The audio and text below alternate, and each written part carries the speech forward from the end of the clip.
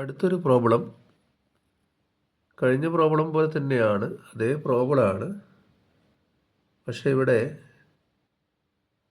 ഒരു F of X plus F of X ഉണ്ട് extra. നേരത്തെ പ്രോബ്ലത്തിൽ നമുക്ക് അങ്ങനെ ഒരു എഫ് ഓഫ് എക്സ് ഇല്ല, അതായത് ഹോമോജീനിയസ് ആയിരുന്നു ആ ഇക്വേഷൻ.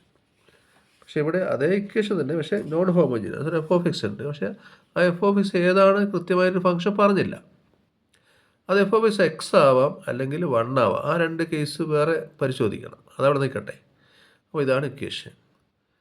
അപ്പോൾ ഇതിൻ്റെ സൊല്യൂഷനെ പറ്റി നമ്മൾ പറയുന്നത്, അല്ലാതെ ഇവിടെ ക്യാരക്ടറിസ്റ്റിക് വാല്യൂസോ ക്യാരക്ടറിസ്റ്റിക് ഫംഗ്ഷനോ ചോദിച്ചില്ല.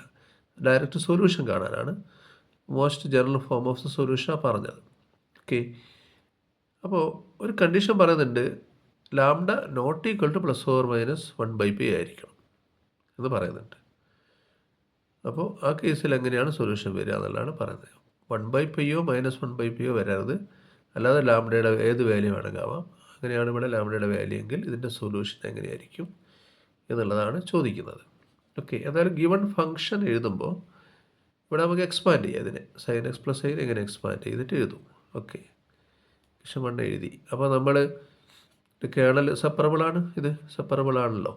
അപ്പോൾ f 1 of x sine x, g1 of psi cos psi, f2 of X cos x, g2 of psi sine psi. അതാണ് ആ രീതിയിൽ എടുക്കാം. ഓക്കെ. അപ്പോൾ y ഓഫ് എക്സ് നമുക്ക് എങ്ങനെ എഴുതാം? Lambda F of X plus lambda. ഇവിടുന്ന് ഇൻ്റഗ്രേറ്റ് ചെയ്യുമ്പോൾ വിത്തരം ഒരു സൈ ആണ്, സൈൻ എക്സ് പുറമെ വരും, ലാംഡയും പുറമെ വരും ആദ്യത്തെ ഇൻ്റഗ്രലിൽ. പിന്നെ cos psi y of psi d psi വരും. കണ്ടോ? അടുത്ത ഇൻ്റഗ്രലിൽ കോസ് എക്സും ലാംഡയും പുറമെ വരും, ഇൻ്റഗ്രൽ 0 to π, പിന്നെ sine psi y of psi d psi. ആ തരത്തിൽ മാറ്റി എഴുതി. കണ്ടോ? അതാണിത്. എന്നിട്ട് ഇതിന് C1 കൊടുത്തു, ഇതിന് C2 കൊടുത്തു. അത്രയേ ഉള്ളൂ. അപ്പോൾ ലാംഡ C1 സൈൻ എക്സും ഇവിടെ ലാംഡ C2 കോസ് എക്സും ഉണ്ടാവും, പിന്നെ എഫ് ഓഫ് എക്സും ഉണ്ടാവും. ഇങ്ങനെയാണ്, ഇതാണ് സൊല്യൂഷൻ. സൊല്യൂഷൻ കിട്ടണമെങ്കിൽ പിന്നെ ഈ C1ഉം C2ഉം കിട്ടണം, ലാംഡയും കിട്ടണം, എന്നാലും സൊല്യൂഷനായി. ക്യാപിറ്റൽ എഫ് ഓഫ് എക്സ് നമുക്ക് ചോയ്സ് ഉണ്ട്, ഒന്ന് എക്സ് അല്ലേ 1 ആവാമെന്ന് പറഞ്ഞിട്ടുണ്ട്, അത് നോക്കാം, ഒരു എവിടെ നിൽക്കട്ടെ. എനിവേ, അപ്പോൾ സൊല്യൂഷനായി. ഇപ്പോൾ ഇതാണ് സൊല്യൂഷൻ. അപ്പോൾ ഇനി അത് എഴുതണമെങ്കിൽ ഈ പറഞ്ഞ കാര്യങ്ങൾ കണ്ടുപിടിക്കണം. അപ്പോൾ നേരത്തേക്കുള്ള മാതിരി തന്നെ നമ്മൾ എന്ത് ചെയ്യണം? ഇക്വേഷനെ മൾട്ടിപ്ലൈ ചെയ്യുക. ഈ ഇക്വേഷനെ g1 ഓഫ് എക്സ് കൊണ്ട് മൾട്ടിപ്ലൈ ചെയ്യുക. g1 ഓഫ് സൈ നിങ്ങൾക്ക് അറിയാലോ, g1 ഓഫ് സൈ എന്ന് പറയുന്നത് കോസ് സൈ ആണ്. അപ്പോൾ g1 of X cos X, cos X കൊണ്ട് മൾട്ടിപ്ലൈ ചെയ്യും, എന്നിട്ട് ഇൻ്റഗ്രേറ്റിംഗ് 0 to π ഇൻ്റഗ്രേറ്റ് ചെയ്യും.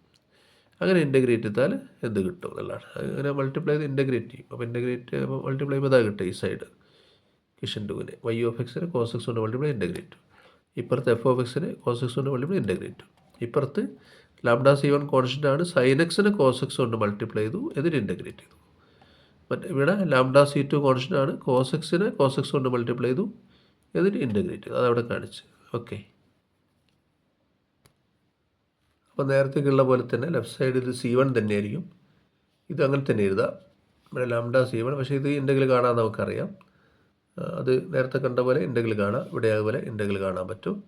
വാല്യൂ കൊടുത്തു കഴിഞ്ഞാൽ നമുക്ക് C1 ഇവിടെ ഉണ്ടാവും, ഇവിടെ ഇതുണ്ടാവും. അങ്ങനെ തന്നെ ഇവിടെ ഒരു ടേം വാനിഷ് ചെയ്യും, ഈ ടേം വാനിഷ് ചെയ്യും. ഇവിടെ കോസ് 2π ആയാലും കോസ് 0 ആയാലും ഒരേ വാല്യൂ 1 അപ്പോൾ അത് 0 ആയിപ്പോൾ. ഇവിടെ പക്ഷേ വാല്യൂ ഉണ്ടാവും, എക്സിന് 2π കൊടുക്കും, ആ വാല്യൂ ഉണ്ടാവും, -0 ഉണ്ടാവും. ബാക്കി ഇത് രണ്ട് ലിമിറ്റിലും 0 ആയിപ്പോൾ. അപ്പോൾ അങ്ങനെ ക്യാൻസൽ ചെയ്തിട്ട് ലാംഡ പൈ C2 ഇവിടെ ഉണ്ടാവും, ഇത് 0 ആയിപ്പോൾ. ഇതിങ്ങനെ തന്നെ എഴുതി C1 എഴുതി. ഓക്കെ. അപ്പോൾ ഇതൊരു സൈഡിലേക്ക്, ഇതൊക്കെ ഒരു സൈഡിലേക്ക് ഉണ്ട്, C1 C2 ഒക്കെ ഒരു സൈഡിലേക്ക് കൊണ്ടുപോകും. ഇത് അങ്ങനെ തന്നെ ഇപ്പുറത്ത് ചെയ്താൽ. ഇതേപോലെ തന്നെ g2 ഓഫ് എക്സ് കൊണ്ട് ഇക്വേഷൻ 2നെ മൾട്ടിപ്ലൈ, ഇതേ പ്രോസസ്സ് ഇങ്ങനെ കണ്ടിന്യൂ ചെയ്താൽ അടുത്ത ഇക്വേഷൻ കിട്ടും. അതാണിത്, ഇത്. ഓക്കെ. ഇതിന് β1, ഇതിന് β2 എന്ന് കൊടുക്കുക തൽക്കാലം. അപ്പോൾ ഇത് മെട്രിക്സ് ഫോമിൽ എഴുതും. അപ്പോൾ നമുക്ക് ഇവിടെ ഇതാണ് ഡെൽറ്റ കോഫിഷ്യന്റ് മെട്രിക്സ്. അപ്പോൾ അതിൻ്റെ ഡിറ്റർമിനൻ്റ് ആണല്ലോ ഡെൽറ്റ. ഇതിൻ്റെ ഡിറ്റർമിനൻ്റ് എന്തായിരിക്കും? 1 × 1 മൈനസ് ലാംഡ പൈന് വരും. അപ്പോൾ 1 മൈനസ് ലാംഡ സ്ക്വയർ. അത് 0 ആവും എപ്പോഴാണ്?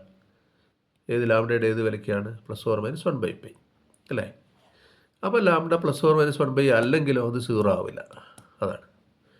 അപ്പോൾ ലാംഡ അതല്ലേ ക്വസ്റ്റ്യനിൽ പറഞ്ഞത്, lambda not equal to +or -1/π ആയിരിക്കണം. അപ്പോൾ അതിനർത്ഥം ഡെൽറ്റ 0 ആവില്ല. ഡെൽറ്റ 0 ആണ്, ഇതിന് ഡിറ്റർമിനൻ്റ് 0 ആവില്ല. അപ്പോൾ ഇതിന് ഇൻവേർട്ടിബിൾ ആയിരിക്കും, ഇതിന് ഇൻവേഴ്സ് കാണാൻ പറ്റും. ഈ മെട്രിക്സിൻ്റെ. അപ്പോൾ ഇപ്പുറത്തേക്ക് കൊണ്ടുപോയാൽ ഇൻവേഴ്സ് ഇൻറ്റു ദിസ് മൾട്ടിപ്ലൈ ആയിട്ട് C1 C2 കണ്ടുപിടിക്കാൻ പറ്റും. അപ്പോൾ C1 C2 ഈ മെട്രിക്സിന് ഇൻവേഴ്സ് ഉണ്ടെങ്കിൽ ഇപ്പുറത്ത് മൾട്ടിപ്ലൈ ചെയ്യും, ഇപ്പുറം പോയി മൾട്ടിപ്ലൈ ചെയ്യും. ഇപ്പുറത്തേക്ക് പോകുമ്പോൾ ഇൻവേഴ്സ് കൊണ്ട് ആവും, ഇൻവേഴ്സ് ഇൻറ്റു β1 β2. ഇൻവേഴ്സ് ഉണ്ടാവണമെങ്കിൽ ഇതിൻ്റെ ഡിറ്റർമിനൻറ്റ് നോട്ട് ഈക്വൽ ടു 0 ആയിരിക്കും. അതിന് വേണ്ടി എന്താണ് lambda not equal to +or- 1/p ആയിരിക്കും. ഓക്കെ, ആ തരത്തിൽ മൾട്ടിപ്ലൈ ചെയ്താൽ നമുക്കൊരു സൊല്യൂഷൻ കിട്ടും, യുണീക്ക് സൊല്യൂഷൻ കിട്ടും. ഏതിന്? C1 C2 എന്നുള്ളത്. മനസ്സിലായില്ലേ? അപ്പോൾ പിന്നെ C1 C2 കിട്ടും, ഇതേപോലെ കിട്ടും. ആ C1 C2 കിട്ടിക്കഴിഞ്ഞാൽ പിന്നെ ഈ പറഞ്ഞ ലാംഡ, ഇതല്ലാത്ത ലാംഡ എടുത്ത് സബ്സ്റ്റിറ്റ്യൂട്ട് ചെയ്താൽ ഇക്വേഷൻ 2ൽ കൊടുത്താൽ നമുക്ക് ആ യുണീക്ക് സൊല്യൂഷൻ y(x) ഇക്വേഷൻ 2 എന്ന് കിട്ടും. ഓക്കെ, ഇനി ഓരോ കേസായിട്ട് നോക്കണം.